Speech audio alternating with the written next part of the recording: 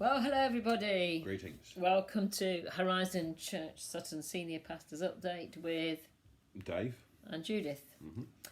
And you can clearly see out of the pair of us, that's my phone, who has had the haircut. It's not me. Couldn't stand it anymore. When I No. walked out, I could feel this kind of, and it was either, and I couldn't carry off a ponytail. So, not me, not my style.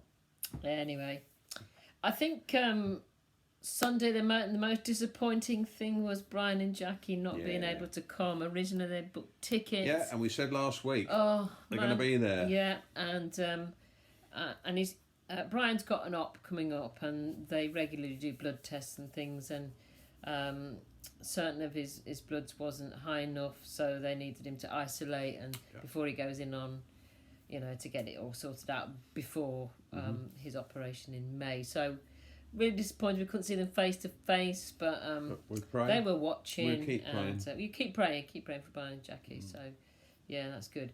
So next Sunday you could be there in person. We could all get excited about seeing you face to face. There are opportunities to book tickets. Please use the link that came with this email.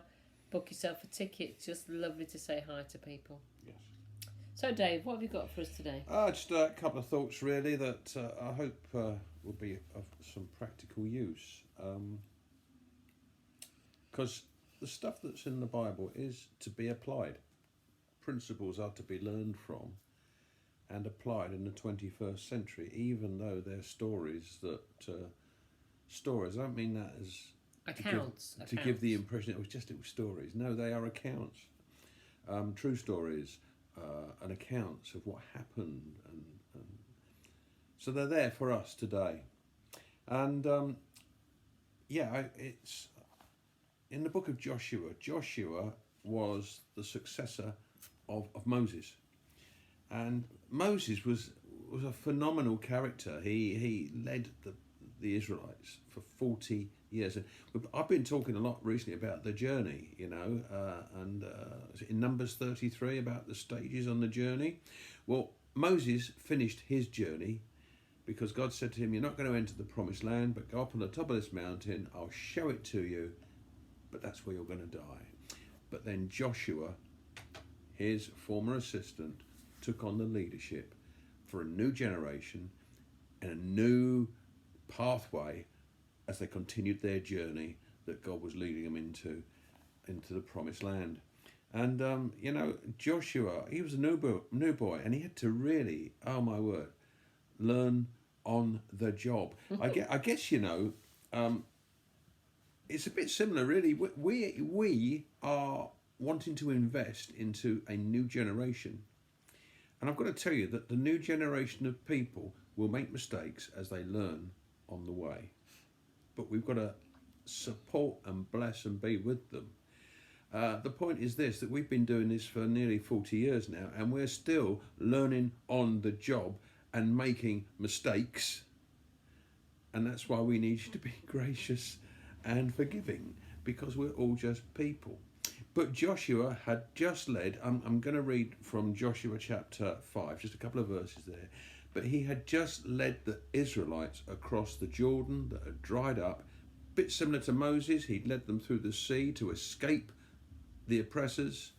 Now Joshua was leading them through the river Jordan that dried up for them to go across, not to escape oppression, but to take hold of inheritance. And it was a new day. But there was an immovable object. He got them through into the promised land, and the river was behind them, but before them was what I call an immovable object. It was the walled, fortified fortress city of Jericho. Thick walls, a formidable place, and quite a first challenge in the new promised land. Quite a first job, wasn't it? Oh, for him? mate, I tell you Hey, what. Josh, you just take on leadership. Yeah, Take this challenge. eat this, mate. Have a go. So, verse 13 of chapter 5, it says, now when Joshua was near Jericho, he looked up and saw a man standing in front of him, with a drawn sword in his hand. Joshua went up to him and asked, "Are you for us or for our enemies?" "Neither," he replied, "but as commander of the army of the Lord, I have now come." Then Joshua fell face down to the ground in reverence and asked him, "What message does my Lord have for his servant?" The commander of the Lord's army replied, "Take off your sandals, for the place where you are standing is holy." And Joshua did so. And the very next verse in chapter 6, verse 1 says, "Now Jericho was tightly shut up." They weren't letting anybody in. They were an immovable fortress object that was in the way. Immovable obstacles. I guess in our lives we come up against immovable things that we don't have the answer for. And the thing that struck me and why I'm just sharing this with you today is this, that in verse 13 it hit me. Now when Joshua was near Jericho, he looked up and saw. I thought, yes, he looked up and he saw. He didn't look over and at and saw the obstacle. He looked up and saw a man standing in front of him with a drawn sword. He looked up and he saw. Now, this mysterious man who was there with a drawn sword, the theologians call these occurrences theophanies. Now, Jesus came as a baby and lived as a man on the earth, but Jesus was the eternal Son. He was the living Word from the beginning. And there are Christ appearances through the Old Testament, and this is one of them. That the pre-incarnate, that before he came to earth as a baby, Jesus Christ, the Christ came and he stood before Joshua. He appeared at exactly the right time. And it makes me laugh, you see, because he said, "Are you for us or for our enemies?" Which side are you on? And the Lord said, "Neither, I'm in charge." Do you know, sometimes we try and make God be on our side. We think that we have the control and call God in to be on our side, when in actually it's the other way around. Actually, we are called to be on God's side. He is the Lord of our lives when we give ourselves to him and come in faith and become Christians. We are followers of Christ. And when we say, "Lord, I want you to do this, that and the other," are you on my side? No, he'll say, "Well, actually, I'm in charge." Mm-hmm. And the sooner we get to realise that actually he's in charge and we've got to fall in with him, the better. In Book of Acts, when Peter was told in this vision to kill these animals that were unclean, he had a vision of unclean animals that he wasn't allowed to eat as a Jew. And God was speaking to him in a vision and telling him that you are not to follow the Jewish religion at the expense of reaching Gentiles, non-Jews. And when he was told to kill and eat these animals in this vision, he said, "Not so, Lord." Oh. Yeah, can I say, you can't say, "Not so, Lord." It's not so, or it's "Yes, Lord." And if God says jump, you don't say "Not so, Lord." You say "How high?" and you jump. If he says "Rise, kill and eat," you kill and eat. If it's the Lord that says it to you, because he is in charge. And the thing is this, we come up against obstacles in our lives, and I want to encourage you, when those things happen, let God be at the centre of that. Look up and see. Mm-hmm.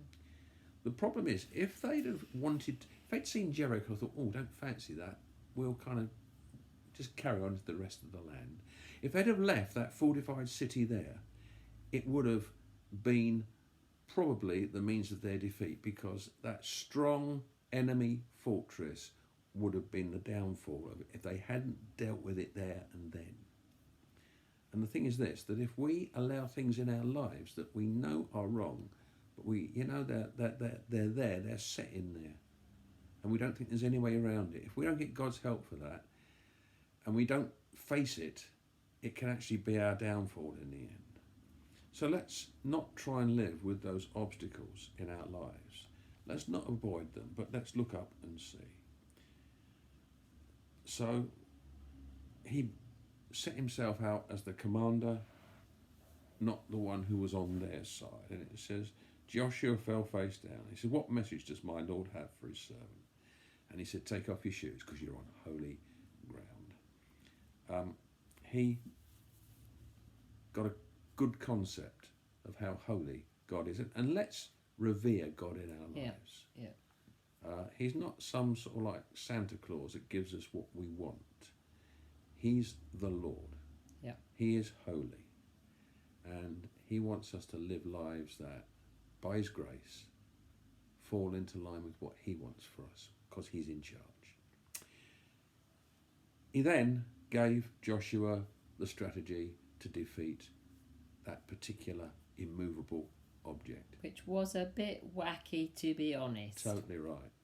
Sending singers out in front. March round it once a day for 6 days. Oh dear. Don't say anything. Just let the brass section, well, it wasn't brass, they were horns. Just let them blow the horns. And he did it first day, second day. And on the last day, they went round 7 times, they blew the horns and they all shouted and the walls came down. Yep, there you go. And because God was in charge, the immovable object was defeated. Just to finish with, later on, having had that great, powerful victory, I think we need to remember that sometimes when things are the best, we're the most vulnerable. Because Joshua and the Israelites had seen, my word, that was fantastic. We've come through on dry ground, through the river. We've entered the land. We've seen the fall of the enemy city. And then there was just this little town called Ai, spelt AI. Artificial intelligence, isn't it? Anyway, it's the name of the yeah. It was the name. It's the name of the town. Of the town, yeah.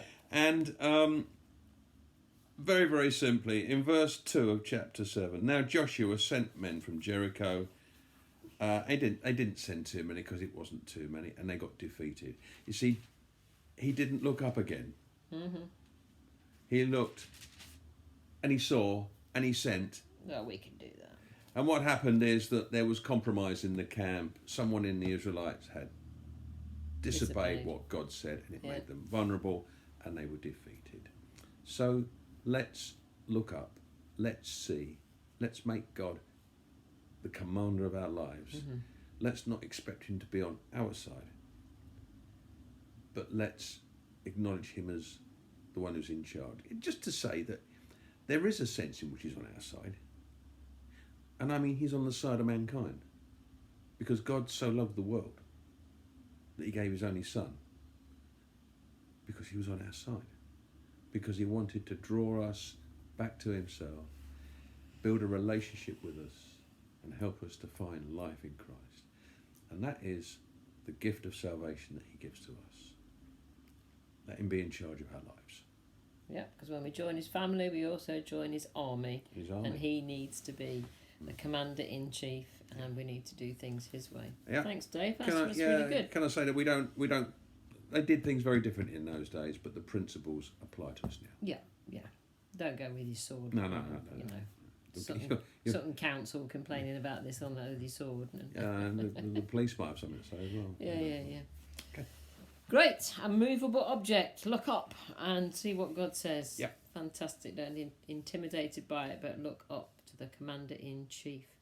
Brilliant. So have a great week. See you on Sunday. Bye. God bless.